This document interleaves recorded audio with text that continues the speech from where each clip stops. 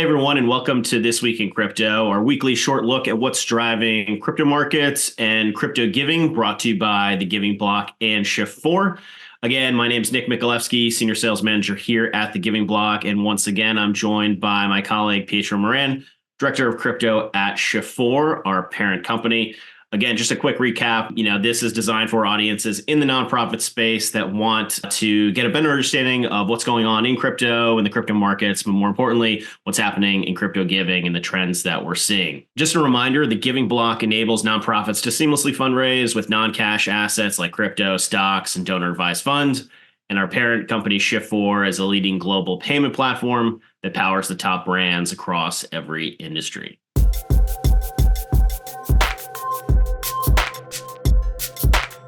So today we're going to be talking about a few things. We'll take a look at the markets. We'll take a look at what crypto prices are doing. We'll go into some top news. We've got a couple indicators of the week. And then finally, we'll close out with the practical tip of the week for all you fundraisers out there. So with that, Pietro, I'll kick it over to you to take a look at the markets. Good to be back, Nick. Episode 2. I'm excited to now make this actually a recurring cadence. So thanks for everybody who's either listening for the first time or checking back in on the second episode. Busy week for us, Nick. I mean, a lot's been going on. So we have a lot to report on. And as it stands, great week in crypto, great day in crypto here as of recording. We're sitting right around $65,500 for Bitcoin. That's, pretty notable improvement, almost a 10% change since the last time we reported this. So, we're looking pretty good. All that to say, I think this is going to be the topic of the conversation broadly. We have a lot of folks reporting on their Bitcoin holdings. So I think a lot of these 13 filings, and for folks who are wondering what that is, these are really just financial disclosures that folks who buy Bitcoin related assets, especially ETFs, are putting out publicly. I think it's given a lot of confidence to people. And we're seeing that start to create a bit of a rally around, just more institutionalization of the asset, but then more so just a level of comfort to see your industry peers getting involved. More on that later for sure. Broadly speaking, crypto is, following suit. When Bitcoin does well, it tends to do well, or it tends to bode well rather for other crypto assets. And so we're seeing, the rest of the industry kind of move in lockstep with that price appreciation. Solana up to around $153, Ethereum hovering around that $3,000 mark as well. And, there's thousands of crypto assets, so we won't report on all of them, but definitely been a good week for price action across the board. And I think we have a couple of stories that we can really highlight as to why some of these larger, scale investors are getting into the space, right, Nick? Yeah, absolutely. If you watched last week's episode, or if you're here last week, one of the things that we talked about was, pension funds, sovereign wealth funds, these bigger institutional players moving into the market. And couldn't have worked out better. Earlier this week, we had some big news from one of the state pension boards. So maybe to kick off some of the top news, Pietro, do you want to walk us through that story? Totally. Not that we have a crystal ball or anything, but it couldn't have worked out any better. Not that we planned it that way. One of the things I thought was really interesting is State of Wisconsin Investment Board holds roughly $100 million worth of Bitcoin ETF products. So they have about $100 million of exposure to the BlackRock ETF. Ticker for that is IBIT for anybody who's interested. And this is honestly kind of something I didn't expect. So I'm generally bullish. I think we're both relatively bullish on the asset class. We wouldn't work here otherwise.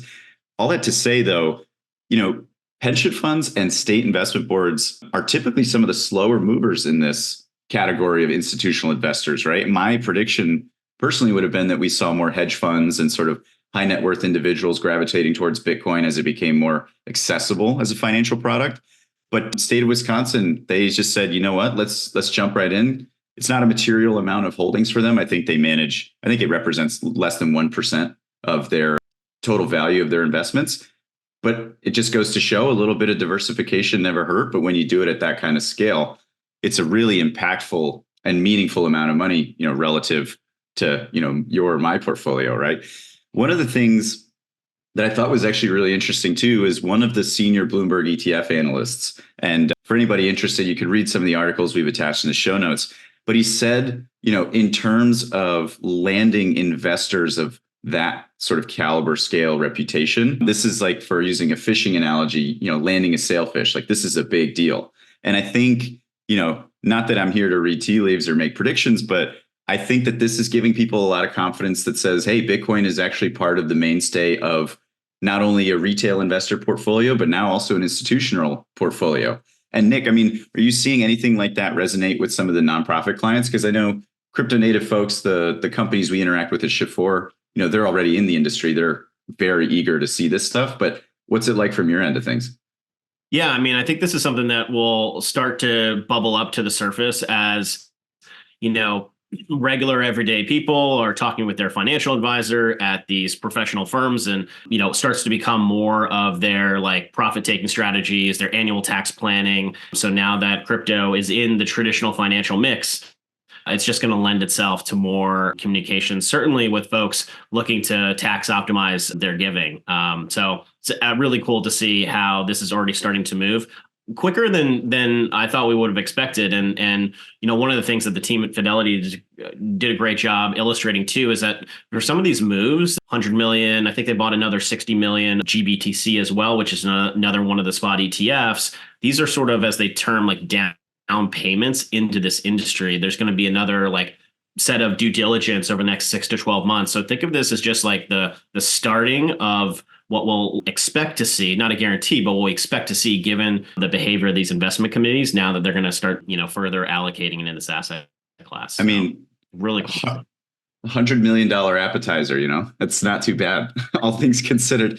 And then I think the other thing too, that I just want to call out on this, because if folks who are listening have been around, crypto for a long time, a lot of the commentary, I would say historically, has been around, people on the cutting edge of either technology or investing jumping in first. But when you think about a pension fund, the state of Wisconsin's investment board, these are traditionally speaking conservative investors, right? These aren't folks that are looking to 10x their money in a year. These folks invest on a multi-decade time horizon, and they're not looking at this as a fad. I don't think they would have, even if 100 million doesn't represent a ton of money for them, I don't think they would have jumped in this kind of way unless they felt really confident. And so I guess that to me also just says that a lot of folks are doing a lot behind the scenes to educate themselves and really get up to speed, which, really makes me happy, right? Because I think folks who dig in and really, contend with the material find it to be attractive at the end of the day. Obviously, no investment advice on this podcast, but I find that to be a really interesting trend.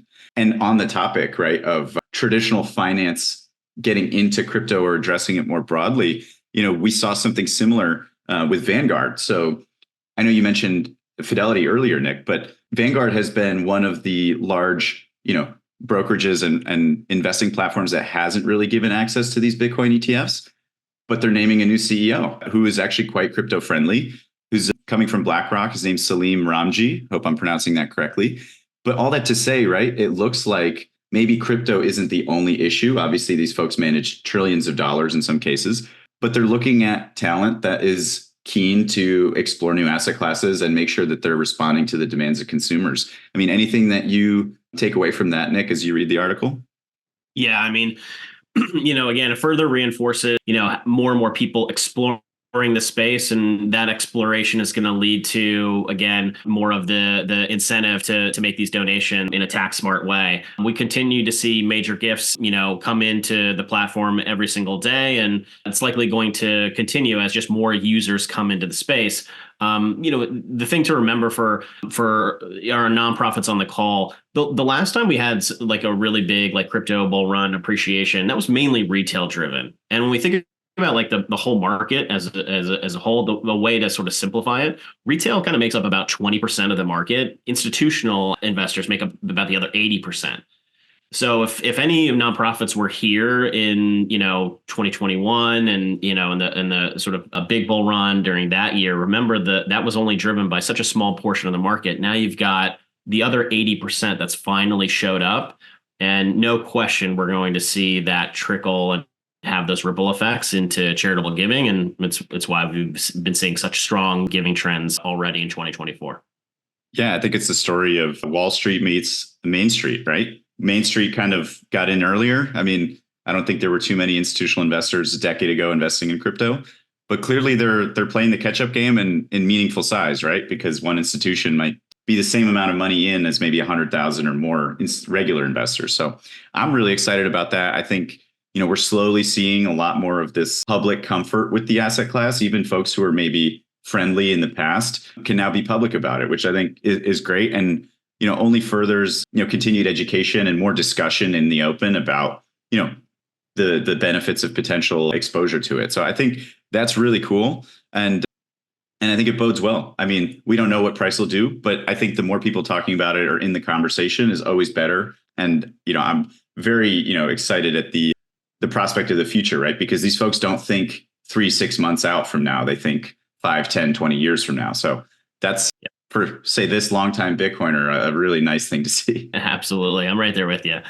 Let's move on. So we wanted to start maybe something that we'll do from time to time. We thought next section around like indicators of the week would really be kind of a cool thing. If anybody is a fan of another podcast called Planet Money, they kind of do this as well. So it's not an original idea, but I thought it would be a great little thing to apply to this.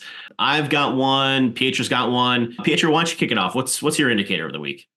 For sure. This is definitely going to lean a little more on the finance and investing side of the house, but I couldn't help myself. So my indicator of the week is just looking at Bitcoin's 90-day correlation to US equities. So for folks that are listening in and probably might be asking, what the heck are you talking about? This is basically just the relationship of how Bitcoin trades relative to, say, the S&P 500 or an index of US stocks. And so when you think about that relationship, if there's zero correlation, it means they trade completely independent of each other, like they're on two different planets. And if there's a correlation of 1, that means they trade in lockstep in the exact same way. So the 90-day correlation on Bitcoin is about 0.17, which for folks wanting to contextualize that number, it's really low. And I think that's maybe what some of these bigger institutions are looking at and saying, Bitcoin trades kind of in its own way and in its own realm with catalysts that are independent of, say, what's going on with like the Apples, Googles, NVIDIAs of the world.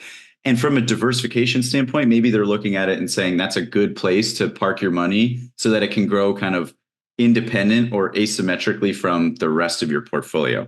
So that's my indicator of the week. I think it's really interesting. I'll keep kind of watching as that, matures and we have more data on it. But I thought it was pretty cool to show that like folks are looking at Bitcoin relative to their stock portfolio and saying, oh, this is a cool new asset that trades in a different way or in a way that might help, hedge my portfolio or do different things within my portfolio. I think that's super interesting. But Nick, I think you have one that's a little more exciting to report on. Let's just say a little less analytical here. What do you got for us? Yeah, my indicator of the week is $1.4 million.